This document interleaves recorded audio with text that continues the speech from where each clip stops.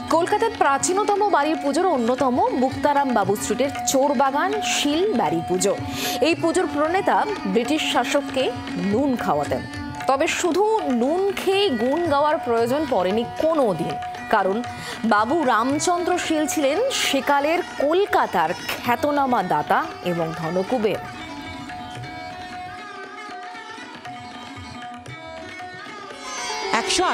পেরিয়ে 169 42 নম্বর মুক্তারাম বাবু স্ট্রিটে 3 মহলা বাড়ি রামচন্দ্র শীলের। রামচন্দ্র শীলের জন্ম হুগলির খুঁটিয়া বাজারের অত্যন্ত দরিদ্র পরিবারে। চন্দননগরের পালপাড়ায় মামার বাড়িতে বেড়ে ওঠা। যৌবনে গ্ল্যাডস্টোন কোম্পানিতে সামান্য বেতনের চাকরি। কিছু সঞ্চয় করে চাকরি ছেড়ে নুনের ব্যবসা শুরু। ব্যবসার খ্যাতি ও পসার ছড়িয়ে পড়ে গোটা দেশে।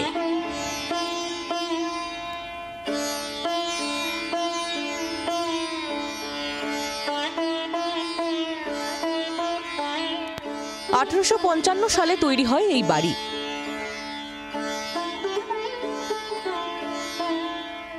সেই বছর থেকেই পুজো শুরু। প্রতিপদে ঘট পুজো দিয়ে শুরু। পুজো চলে নবমী পর্যন্ত। এর মধ্যে ষষ্ঠী থেকে দেবীর বোধন শুরু হয়। রামচন্দ্র শীল মনে করতেন, যেহেতু দেবী টানা 10 দিন মহিষাসুরের সঙ্গে যুদ্ধ করেন, তাই তার পুজো 10 দিন ধরেই হওয়া উচিত।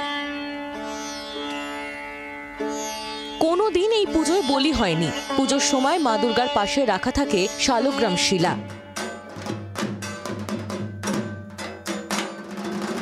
এখানে একই সঙ্গে কুমারী এবং সধবা পুজো হয়। কলকাতার আর কোনো বনেদি বাড়িতে সধবা পুজোর রেওয়াজ নেই। কে বলে বাঙালির দ্বারা ব্যবসা হয় না?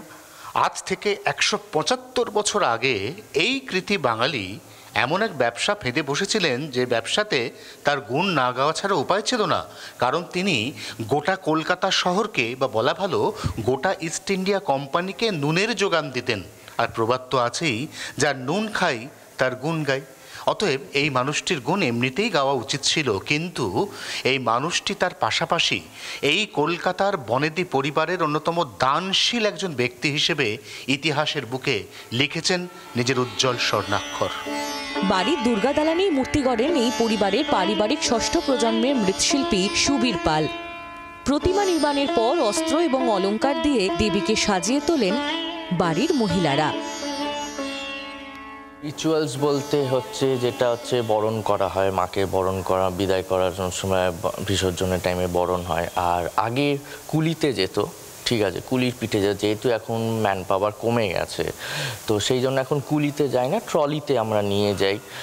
বিসর্জনের টাইমটা আমরা ট্রলিতে সব কিছু করে আয়োজন করে মাকে আমরা নিয়ে যাই। এসে তারপর বিসর্জন থেকে ফিরে এসে আমাদের এখানে একটা ছোটো মতো মিষ্টি ভোগ খাওয়া টাওয়া হয়, আর কোলাকুলি, নমস্কার, বিজয় সম্মেলন যেগুলো হয় সেগুলো হয়। নিজের সমস্ত সম্পত্তি দানের জন্য পারিবারিক উইল করে যান রামচন্দ্র। কারা খয়রাতি পাবেন তাও নির্দিষ্ট করে যান তিনি। দান খয়রাতির জন্য উপভোক্তাদের বিশেষ পিতলের টিকিট ব্যবস্থা ছিল, এখনো তা রাখা আছে বাড়িতে।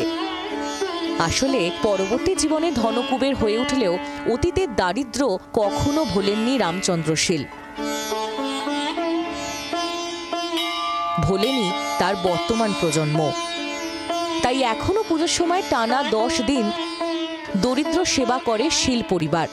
পুজোর দিনে এই বাড়ির জুলুস হয় দেখার মতো।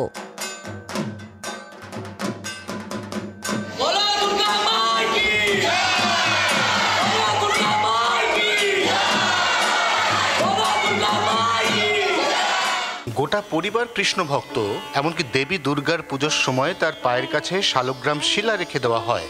আবার এই পরিবারের পুজোর মধ্যে কোথাও না কোথাও একটা ক্ষত্রিয় আভিজাত্যের গন্ধ আছে। কারণ দেবী দুর্গা 10 দিন ধরে অসুর বিনাশ করেছিলেন বা মহিষাসুরের সঙ্গে যুদ্ধ করেছিলেন, তাই এই বাড়ির পুজো 10 দিনের।